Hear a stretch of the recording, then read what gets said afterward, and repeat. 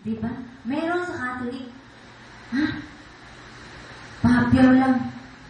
Si Jesus, napako sa krus. Si Jesus, ang daang katotohanan ng buhay. Tapos yung nagtuturo, inaantok. Ha? Paano mo mararamdaman na buhay ang Diyos kung ang presentation ay kaantok-antok? Ha? Makinig na kayo? Dito hindi tayo nagsasayang ng oras. Napaka-katotohanan na dapat malaman ng tao na bago ang katalinuhan galing sa eskwelahan, bata pa, dala na niya si Jesus.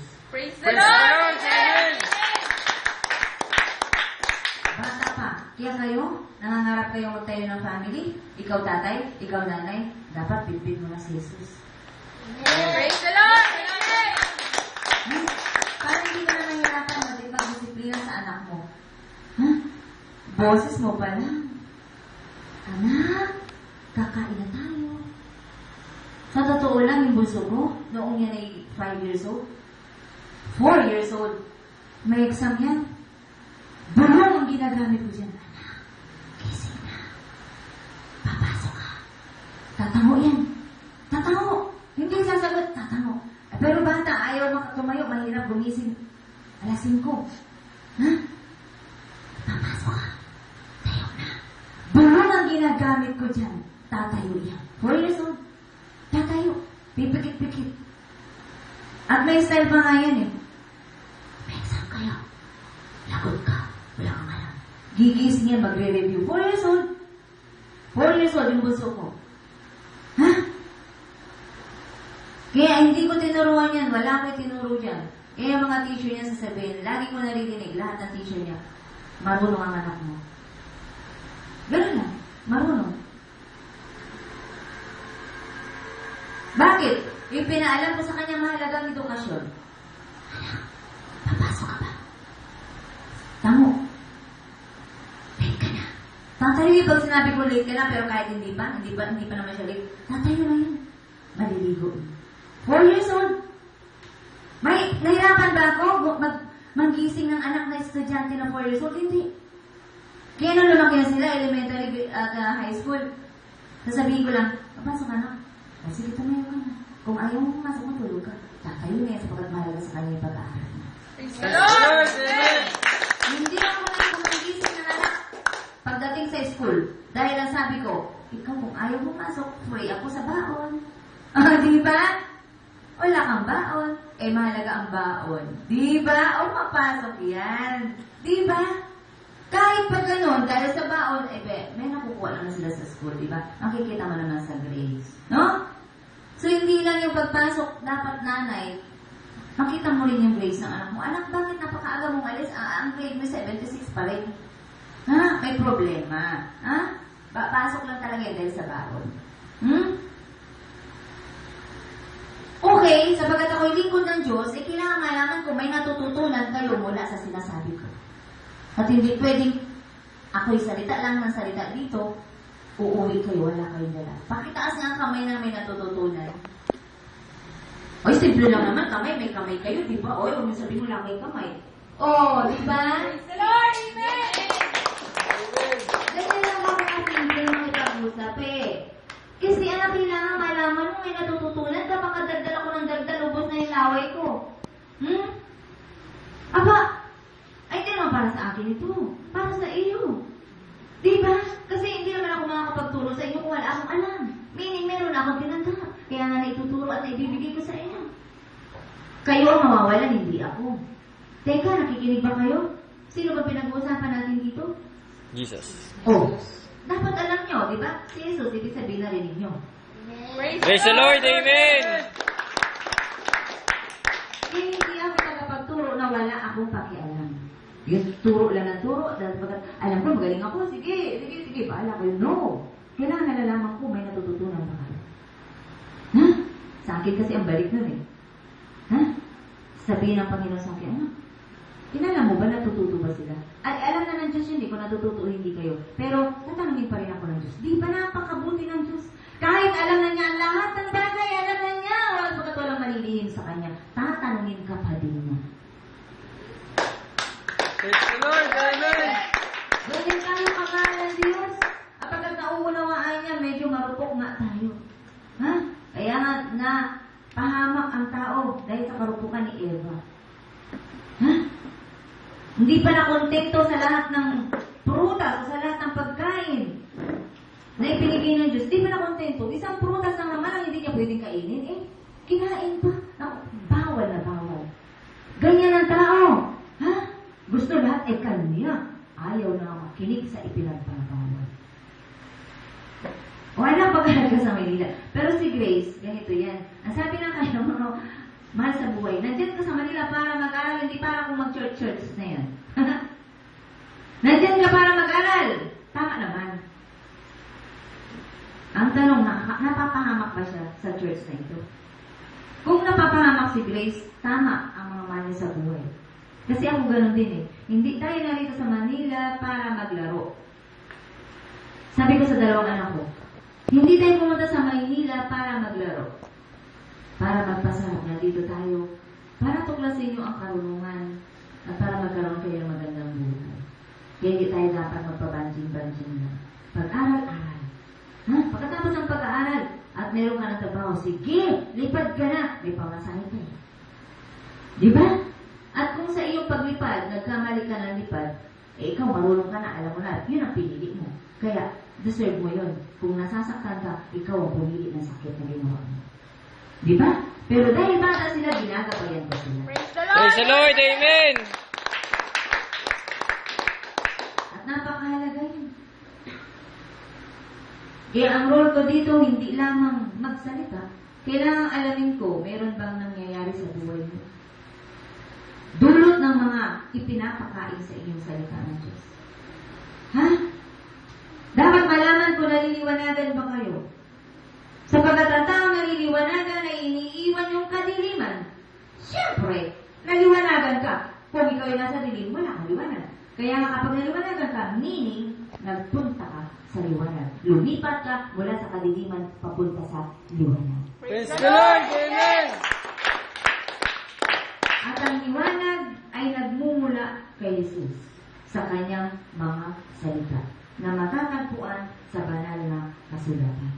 At ang tao naniliwanagan talaga ni Yesu Kristo ay dapat sumunod sa liwanag talaga. Praise the Lord! Amen! Ako sasabihin, ang hirap naman. Maglalaro lang ako sa computer eh. Kasi katatapos na ng exam eh. Alam niyo ba, kung alam niyo ang kahalagaan ng salita ng Diyos, hindi niyo sasayangin ang oras niyo sa paglalaro sa computer. Ha? Bubuklat ka sa Biblia. Hahanapin mo yung mga salita na kulang pa sa'yo. Bakit ikaw ay palaging mabuknutin, mainit ang ulo mo? Sapagkat nakatutok ka sa problema ng mundo ito. Ang allowance mo sa isang araw, 150 lamang. Ang pamasahe mo, 100, may 50 pesos. Kakain ka. 50 pesos, sakto na yun. Pag nagutom ka, wala nang kasunod. Problema, malaki, di ba? Pero magtiis ka, sapagkat ang mahalaga, alam mo may kasama kang napakahalaga. Praise the Lord! Amen! Ha? At kung nagugutom ka, ay nakikita ng kasama mong gutom ka. Manatili ka lamang nakasama siya. Siya na ang gagawa ng paraan para madagdagan yung 150 pesos mo. Praise the Lord! Amen! Kung ikaw ay may kasama, ang pagtitiwala sa kasama ay napakahalaga. At dapat sigurado ka sa kasama mo. But kung hindi ka sigurado dyan, maaari na mamalit ka. Diba? Pero kung alam mo na yung kasama mo ay siyang may hawak sa iyo at ligtas ka, safe na safe ka sa kanya, wow, don't worry. Be happy. Wala kang dapat problemahin, nagugutom ka. Sabihin mo sa kasama mo, ikaw ang aking mabuting kasama at hindi mo pababayaan nagugutom ako. Kapagkat mahal mo nga ako. Praise the Lord! Amen! Ha? Kaya kung naghahanap kayo ng tunay na magmamahal sa inyo, dapat ngayon malaman nyo, si Jesus ang tunay na pag-ibig. Praise the Lord! Amen! Si Jesus ang tunay na pag-ibig. Hindi hindi ka mabibigo sapagkat si Jesus ay hindi nang bibigo. Ipinigay niya ang buhay para sa atin lahat. Praise the Lord. Amen.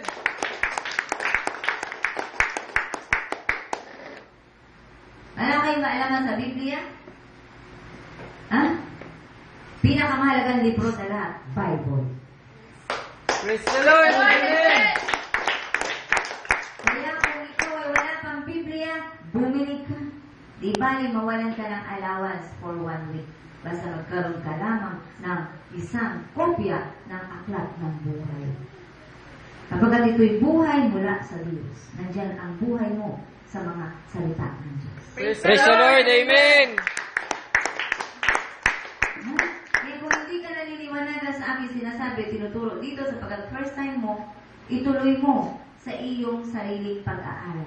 Dito mo mababasa at matutuklasan mo, totoo, napakabuti ng Diyos. Praise the Lord. Amen. Ang Diyos noon, ngayon, napakailanman, hindi siya nagbabago. Ang taong sinungaling at nangako, hindi tinupad ang pangako. Pero ang Diyos, kapag nagsabi at nangako, tinutupad niya ang kanyang pangako. Praise the Lord. Amen. Kaya kung matalino ka, aba, ako namasumpungan ko. Namasumpungan ko ang Diyos. Namanga ako, siyempre. Sabi ko, wow, ang sarap naman. Imagine mo yung John 14:12. Ha? Ano sabi ng salita ng Diyos? Sinasabi ko sa inyo, sabi ni Jesus, ang nananalig sa akin ay makagagawa ng mga ginagawa ko at higit pa rito sapagkat pupunta na ako sa Ama. Praise the Lord. Amen. Mga bata ko yan, pinagnilayan ko, wow! Kahit pala ako isang, nahirap. Hindi nakagraduate ng college. Haba, wala naman sinabi niyang mag-graduate ako ng college, di ba? Ang sabi niya ay, ang nananalig sa akin, makagagawa ng mga ginagawa ko at higit pa rito sapagkat pupunta na ako sa Ama. Praise the Lord. Amen. Nag-challenge ako. Kiinalam ko yung mga ginawa niya. Binasa ko sa Biblia. Ano nga nasumpungan ko? Nagpagaling siya ng may sakit. At ang unang gift ko ay ang gift of healing. Praise Praise the Lord. Amen.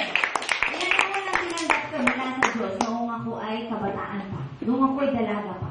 Humingi ako ng gift of healing sapagkat gusto kong makatulong sa mga may sakit na walang pampatuktok. Ha?